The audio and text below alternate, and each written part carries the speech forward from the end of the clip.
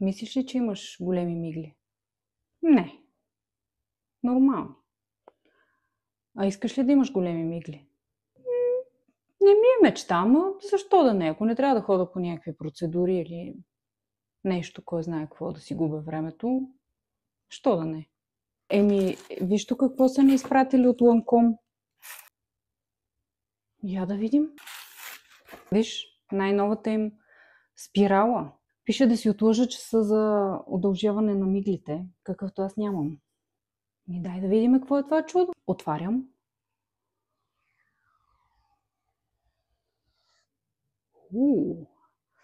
Значи пише, че миглите ми ще станат с 5,5 милилитра. 5,5 мм по-дълги.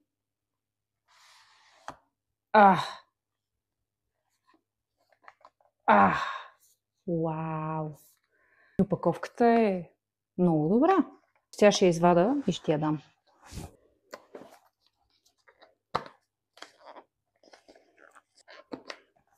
Имам проблеми с разопаковането.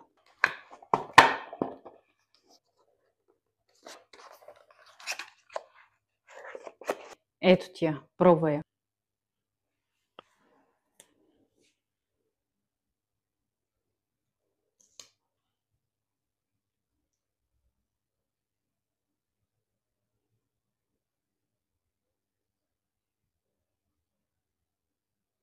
Какво? Харесва ли ти?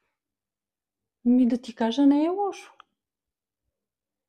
Добре, чечицата е удобна, мъничка. Аз обичам такива мънички. Ако си бъркам в окото с тях, но е добре. Харесва ми. На тебе харесва ли ти? Па не си лоша. Обаче, чай да ти кажа още нещо. В турбичката на Ланком има и още един подарък. Новия парфюм. И той ли е за мен? За кой е? Ти друг човек виждаш ли в стаята? Я да го разопаковам.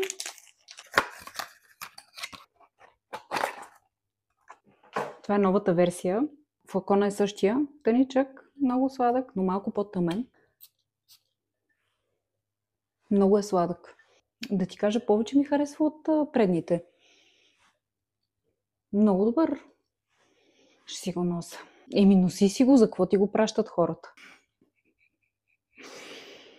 Тук някъде ще ви изпиша нотките, но хубав е и флакона е феноменален. Вижте колко е тънък. Това преди беше най-тънкия флакон. Мисля, че и до ден днешен е най-тънкия флакон. Чао, от шизофреничното ми аз.